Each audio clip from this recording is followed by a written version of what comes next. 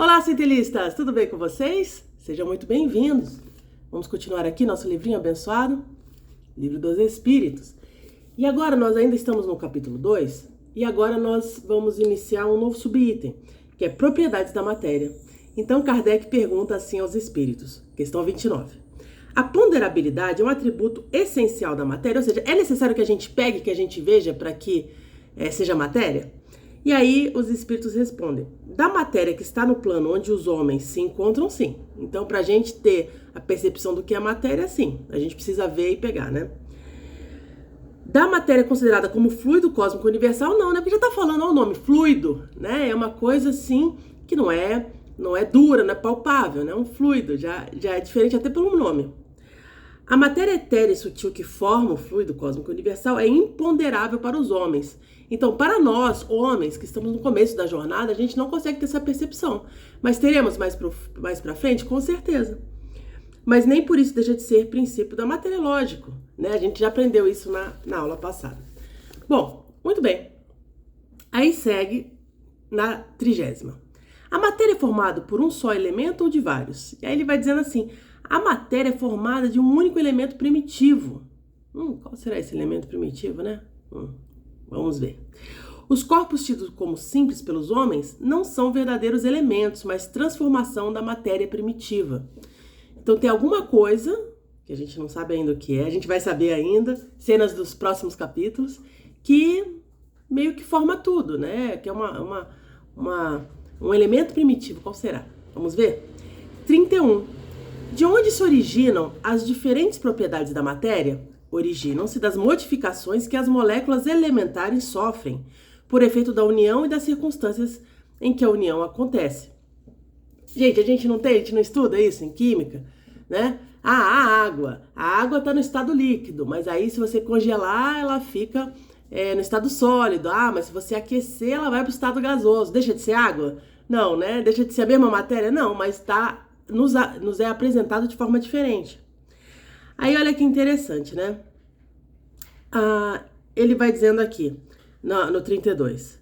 Diante dessas respostas, os sabores, os odores, cores, som, qualidades venenosas ou saudáveis para o corpo, não passariam de modificações de uma única e mesma substância primitiva. Aí, ó, a charada. Sim, sem dúvida, olha, eu acho que é a primeira vez que os espíritos falam, finalmente vocês acertaram o que vocês perceberam, né? Sim, sem dúvida. É o que só existe e que só existem porque há órgãos destinados e com capacidade para percebê-las. Tá, muito bem. Então, o que a gente parte disso aqui? Que há uma substância primitiva que é modificada de várias formas e que faz os elementos que formam a matéria. Então, na 33, Kardec vai e fala assim, a mesma matéria formada por um único elemento é capaz de passar por todas as modificações e adquirir todas as propriedades? Os espíritos falam, sim, é o que se deve entender quando dizemos tudo está em tudo, né? A gente vai ver mais pra frente uma percepção de que o fluido cósmico universal, ele tá, como nós aprendemos no começo lá, Deus, né? A matéria, o princípio inteligente e o fluido cósmico universal permeando tudo isso. Por isso, né? Aí tem assim, nota de Kardec para dizer o que é tudo está em tudo. Que interessante, Kardec é um ser, né? Esse princípio explica o fenômeno conhecido por todos os magnetizadores e que consiste em dar a uma substância qualquer, pela ação da vontade, propriedades muito diversas. Assim, pode-se dar à água, por exemplo, um gosto determinado e até mesmo as qualidades de outras substâncias. Água fluidificada, né? Água fluidificada. O passe magnético, né? De cura. Nós já sabemos isso. Tendo em vista que existe apenas um elemento primitivo e que as propriedades dos diferentes corpos não passam de modificações desse elemento, resulta que a substância mais inofensiva tem o mesmo princípio que a mais prejudicial. Do mesmo modo, a água que é formada por uma parte de oxigênio e duas de hidrogênio torna-se corrosiva quando duplicamos a proporção de oxigênio. A ação magnética dirigida pela vontade pode produzir semelhante transformação. Aí outro comentário de Kardec. O oxigênio, o hidrogênio e o azoto, que é o nitrogênio, o carbono e todas essas substâncias que consideramos simples são apenas modificações de uma substância primitiva. No atual estágio em que encontramos, só conseguimos conhecer essa matéria primitiva através do pensamento. Assim, esses corpos simples são para nós verdadeiros elementos e podemos, sem maiores consequências, considerá-los como tal, até nova ordem. Aí, o interessante é que a gente vai ver depois que na época que foi elaborado o livro dos Espíritos, ele foi publicado em 1857, né? E naquela época, eles tinham que...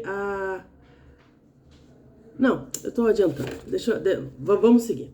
33 primeiro, 33A. Não parece que a teoria da existência de um único elemento primitivo dá razão para aqueles que só admitem na matéria duas propriedades essenciais, força e movimento, e que todas as demais propriedades não passam de efeitos secundários, variando de acordo com a intensidade da força e a direção do movimento? Olha, segunda vez que os espíritos falam, muito bem, esta afirmação está correta, muito bem. Mas é preciso acrescentar, conforme a disposição das moléculas, como ocorre, por exemplo, num corpo opaco, que podem tornar-se transparente e vice-versa. Gente, vou tentar explicar isso aqui não, porque isso aqui não é nem minha área, né? Mas a gente não pode esquecer que Kardec, né, é o professor, né? É o professor. Então, ele faz perguntas já com conhecimento, né? Um professor, excelente professor. Então, ele tem a capacidade de fazer essas perguntas bem colocadas, né? E para os espíritos responderem em relação a essa questão, tanto matemática, química, física, né? Essas coisas, realmente, é um grande estudioso. Aí, na 34. As moléculas possuem uma forma determinada? Sem dúvida, as moléculas possuem uma forma, entretanto, essa forma não pode ser percebida pelos homens. Gente, é isso, né? A gente consegue ver e perceber aquilo que a gente consegue ver e perceber, né?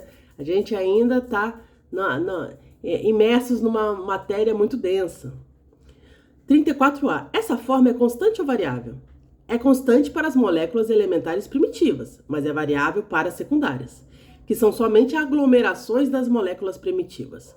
O que os homens chamam de molécula ainda está muito longe de ser molécula elementar. Mas olha que interessante, voltando agora que eu ia falar naquela hora, né? Em 1857, quando foi lançado o Livro dos Espíritos, né? Ainda tinha a tese do átomo indivisível, né? Que a gente sabe disso, né? Que é a junção dos átomos, que formam as moléculas, que formam as coisas. Então, essa molécula primitiva nada mais é do que o átomo, né? Mas essa ideia do átomo lá, daquela época, que ele era indivisível, e já caiu por terra, né? Porque um pouco tempo depois, uns 40 anos depois, teve a verificação de que o átomo tinha, né? O elétron, o nêutron, né?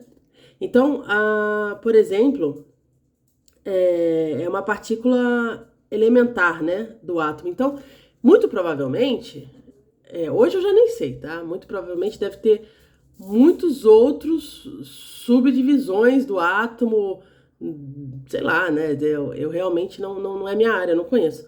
Mas a gente sabe que esse campo de pesquisa, ele é muito grande. Então, assim, o que servia para explicar para a gente em 1857 não vai ser a mesma realidade de 2025, né?